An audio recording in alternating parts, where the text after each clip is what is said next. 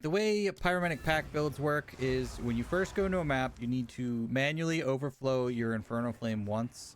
From this, I cast a curse. And then once that happens, your Barrier Invocation is primed. And you can just spam your health pot and hold down the Barrier Invocation button and just hold W and, well, I guess not hold W, but walk at all the enemies and just kill them. Just hold down, in my case, right click and just spam Health Blast whenever it's available, and I'll let the video do the rest.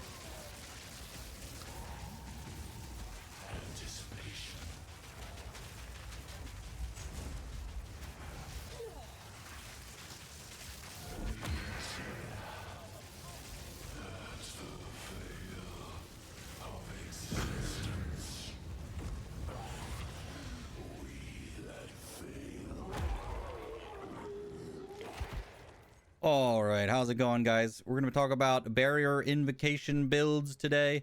I definitely did not come up with Barrier Invocation builds. These have been around for probably at least a month, maybe longer. I just wanted to talk about how to set them up. I feel like the information out there about making this type of build work is very confusing. When I was trying to figure out how to make this work, it took me a while. It took me like a whole day to get this set up.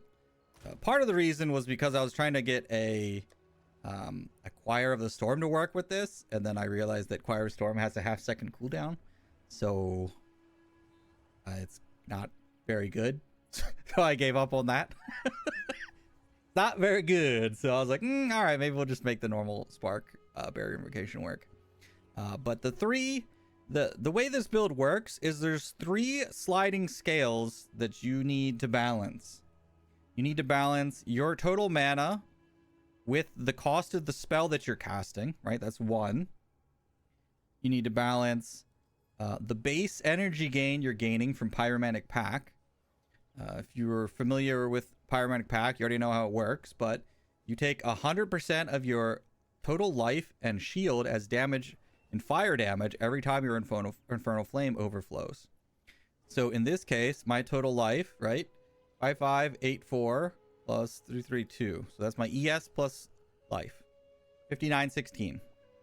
Because I have 90% fire resist, I only take 10% of this, right? So we just move the decimal point. So I take 591.6 damage every time my Infernal Flame caps. And the last part of this is then the energy that your Barrier Invocation is gaining from this damage that you're taking. So Barrier Invocation gains 1 energy per 5 energy shield damage that you take. Because Pyromantic Pact is damage taken, it's not like sacrifice or anything like this. This works. So you take your number and you divide it by 5. This is the base energy gain of your Barrier Invocation. Or my Barrier Invocation. Yours will probably be different. So this is our base energy gain. My Spark, if I'm in demon form, and at its current level and its support, costs me 220 to cast. I need this to overflow. Every time I cast Barrier Invocation, I need to overflow my Infernal Flame so that I can cycle Barrier Invocation on itself every time. So to make that happen at 220, I need to cast Spark 4 times. Right? Because 220 times 4 is 880, and that is 52 above my cap. So we know that now. Okay, 4 sparks. Spark has a 0.7 cast time. So you take that, and then if we look at Barrier Invocation, you consume 10 energy per 0.1 second of base cast time when triggered. So if we need this to cast Spark 4 times, and this is a 0.7 cast time, we need 2.8 seconds of cast time, right? Because 70, 140, 210, or 0.7, 1.4, 2.1, 2.8. Right, so 2.8 seconds of cast time, which ends up being 280 energy. And I decided, or we figured out early, base every time my Pyromantic Pack goes off, I gain 118.32 energy. So we're very short. Luckily, Barrier Invocation gains energy the higher level it is, right? So you can see there it has 69% increased. Some of that is from the level. It also gains 15% from quality. So it's because of level, it's 54, and then an additional 15% quality. So we're at 69. So that's not quite where we need to be. We can figure out how much we need, right? So I need 280. So if I need 280 energy, I divide it by how much I am getting base, 11832. I need 2.36 times as much energy as I'm making. So we need a 1.37 increase, or 137% increase to energy gain. Now we have 69 on here, on the actual gem. We get another 40 from Impetus, which you don't see here, but if you see this, it'll open. You'll see I have 140 because the build is currently working, right? But, 69 and 40 is not whatever I said, 137 or 140. The other place you can get it is on your skill tree. You can get it here from these 2 small nodes and this big node, right? That gets us 31. So 15, 8, and 8. 8 and 8, 16. 16 and 15 is 31. There's also these 3 8s up here. So if you really need energy gain really bad, you can go here. You can get it on jewels too, but we don't really have room to be putting energy gain jewels in the tree. The tree travels very far. You pretty much need all of these flash nodes. Trust me, I tested this extensively when I was making this. You pretty much need all of these. Lasting is like a convenience thing, but I would not recommend not having it. You need Oasis, you need Potent, you need Hail Traveler, and you need Soul Bloom. You need all of those.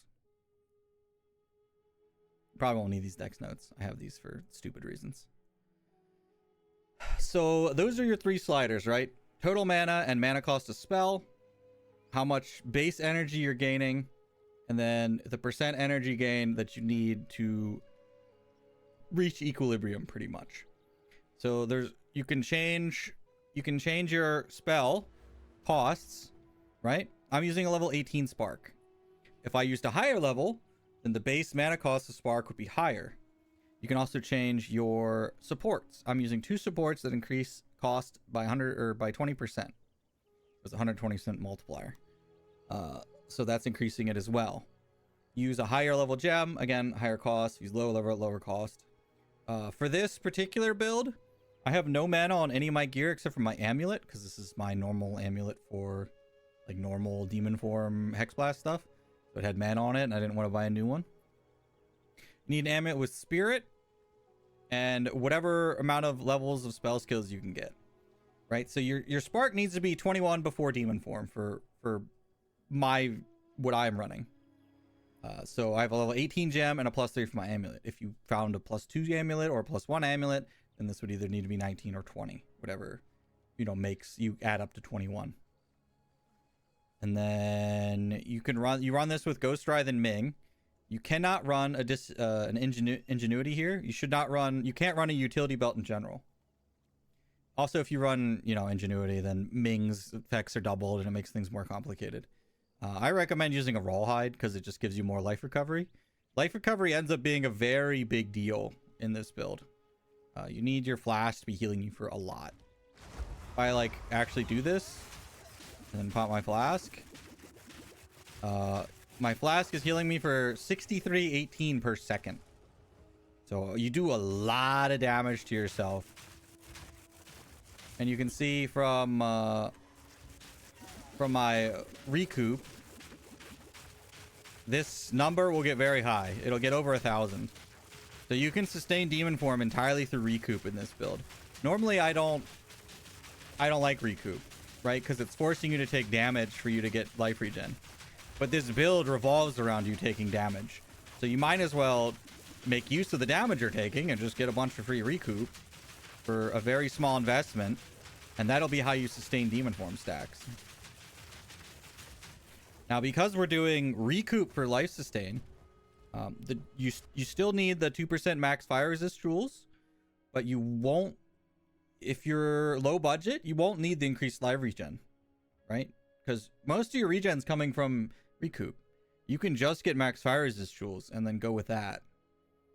And then if you want to do a normal X blast demon form passive regen, you can upgrade your jewels in the future or whatever. You don't need the really expensive ones right off the bat. I think 2 max fire resist, with nothing else, isn't very expensive, so shouldn't be too expensive to buy the 7 that you need. The other 2 jewels that we're running are 2 emeralds with 15% increased life recovery from flasks, because you need it. You only need it if you want to hold the button down and that's it. If you don't mind feathering it a little bit, casting and waiting, you don't need as high of recovery as I have. But why would you want to? Everyone knows you want to hold the button down, right? That's the point of the build, is hold the button down and just run across the map and just kill everything that exists. I will say, as to running across the map and killing everything that exists, I tried playing this in public lobbies and it did not go well. And not in the sense that the build didn't perform, but it seemed to be having a major impact on other people's performance, game-wise. Their game was dying. So I do recommend you do not play this in public lobbies. Play this by yourself or with other people computer isn't going to explode, or console, or I don't know, maybe it's consoles where this explodes. I have no idea what was happening, but people were just, as soon as I started casting, everyone just stopped moving and then died, and and they were talking about how they weren't getting any frames, and so maybe just don't play it in public lobbies. Play it by yourself. Yeah, don't do it in public lobbies. It doesn't seem good. Seems bad. But I think that's about it for the build, right? It's pretty straightforward. I'll have a link to like the basics. The problem with this kind of build is there's no answer, right? With the other builds, you can be like, get these stats, do, you know, this, blah, blah, blah. Like, I could tell you, okay, you need to have 332 health and 5584 energy shield and 828 max man, but like, that's way too specific. You're not gonna buy gear for that. So you kind of need to do a little bit of figuring out yourself, but as long as you understand the basic math on how to get it to work, it shouldn't be too bad. So like, as long as you know how many spells you have to cast per barrier invocation, and then you know how much damage you're doing to yourself and how much energy that's getting you, and then what percentage of energy gain you need to make this work, it's not that bad. The biggest thing with this is a lot of people already play this with Comet, right? So this spark thing I'm doing here is actually like, it's very different because you actually need a ton of energy. On Comet, assuming you're only doing one Comet cast, right? You only need 200 energy and that's it. This I need 280, right? And I need way more energy than normal. So, but like I said, as long as you know the math on how to make it work, you should be able to make it work on whatever your stats are. One thing to keep in mind is you don't have enhanced barrier. So even with 7 rubies, you won't be capped. To fix this, I just put a soul core in my helmet that gives me 1 fax fire resist. You could maybe go get this and then you'd have to figure out the math again and make it all work. But the more shield and life you have, the more damage you're doing to yourself. So the more your health flask needs to be able to heal. So that's something to keep in mind. You don't want to have 10,000 shield because you're always going to take 10% of your shield and damage. And your flask always needs to be able to heal it every time. So not having a super high total shield and life pool is beneficial to you. But yeah, that's it. That's it for the build. We dunzos. I'll make like a real simple little sheet and I'll put it in the comments. It should be very straightforward. You have this much life and mana. Your spells cost this much. You need to cast this many times. You use this much energy. And then you take... I think the best way to look at this is figuring out how many times you need to cast a spell and how much base energy. And then you fill the gap with increased energy gain. I think that's kind of how you figure it out. The only way that won't work is if you're casting some spell that costs way too little mana. But Spark is already pretty far down the list on like the least expensive spell. But yeah, that'll be it for the guide. Or showcase or whatever. This isn't really a guide because I'm not like giving you... I'm not giving you the solution. I'm giving you the tools to find the solution. But yeah, if you want to... If you're math adverse, probably not the build for you to try to figure out. But anyway, that is it. Thanks everybody for watching. Have fun out there zapping some baddies. Bye-bye.